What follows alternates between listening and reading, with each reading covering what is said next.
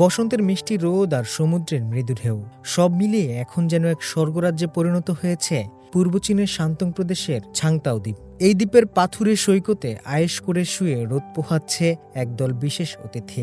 তাদের বিরল উপস্থিতি আর জনপ্রিয়তার কারণে তাদেরকে আদর করে ডাকা হয় সাগরের পান্ডা নামে। বাস্তবে এরা হল পশ্চিম প্রশান্ত মহাসাগরীয় স্পটেড সিল বা চিত্রা সিল। চলতি বছর ছাংতাও দ্বীপে এই সিলদের আগমন ঘটেছে অন্য বছরের তুলনায় বেশ কিছুটা আগেই। Qingdao marine ecological civilization comprehensive experimental জোনের তথ্য মতে এ পর্যন্ত প্রায় ৪১টি সিলকে এই উপকূলে দেখা গেছে। প্রতি বছরে এ সংখ্যা ক্রমান্বয়ে বৃদ্ধি পাচ্ছে। সমুদ্র সৈকতের রোদতপ্ত পাথরের উপর অলস ভঙ্গিতে শুয়ে থাকা এই সিলগুলো পর্যটক ও গবেষকদের নজর কাটছে। কখনো চোখ বুঝে তারা পরম আয়েশে বিশ্রাম নিচ্ছে, আবার কখনো কৌতূহলী চোখে চারপাশ তাকিয়ে দেখছে। গবেষকরা লক্ষ্য করেছেন লিয়াওতং উপসাগর থেকে দীর্ঘ পথ পাড়ি দিয়ে যখন এরা ছাংতাওয়ে পৌঁছায় তখন কিছুটা রোগা পাতলা থাকলেও এখানকার প্রচুর মাছের ভোজে তারা মাত্র কয়েকদিনেই বেশ নাদুস নুদুস হয়ে ওঠে। শান্তং বিশ্ববিদ্যালয়ের পোস্ট ডক্টরাল ফেলো ইয়ানিয়াং বলেন, এখানকার সিলগুলো বেশ হৃষ্টপুষ্ট। আসার সময় এরা হ্যাংলা পাতলা থাকলেও এখানকার সমৃদ্ধ মৎস্য সম্পদের কল্যাণে খুব দ্রুতই এদের শরীরে মেদ জমে গেছে।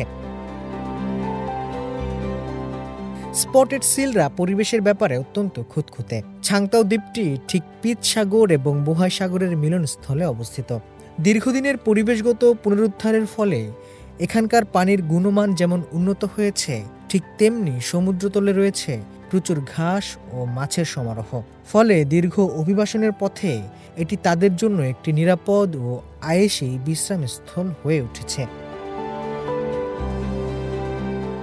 স্পটেড সিল সাধারণত বছরে মাত্র একটি শাবকের জন্ম দেয় বলে তাদের বংশবৃদ্ধি বেশ ধীরগতির, যা তাদের সংরক্ষণের ক্ষেত্রে বড় একটি চ্যালেঞ্জ। তবে সাম্প্রতিক বছরগুলোতে গবেষকরা একটি আশাব্যঞ্জক পরিবর্তন লক্ষ্য করেছেন।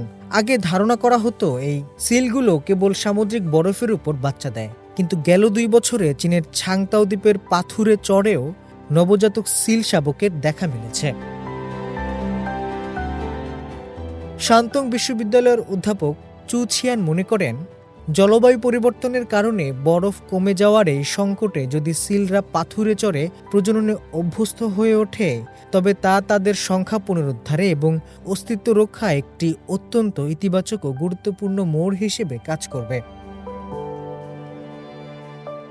ছাংতাও দ্বীপে এই সাগরের পান্ডাদের ফিরে আসা কেবল প্রকৃতির সৌন্দর্যই বাড়ায় না, বরং এটি আমাদের সমুদ্রের পরিবেশ পুনরুদ্ধারের একটি অনন্য নিদর্শন।